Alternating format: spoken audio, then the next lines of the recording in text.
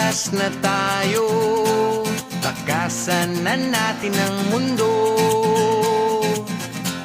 Magtago papalayo sa mas tahimik at payapang mundo. Umubulong ang hanging amihan at huni ng ibon. Dumudulog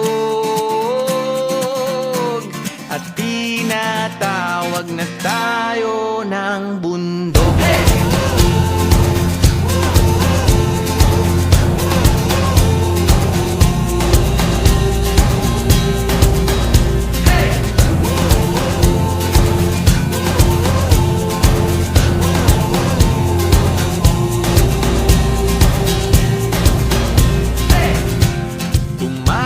Na tayo, palayo sa maraming tao.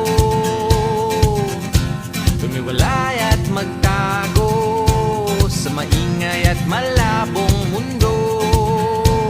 Bumubulong ang hanging habagat at hampas ng alon.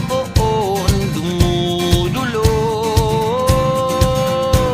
at niyayakag na tayo ng karagatan.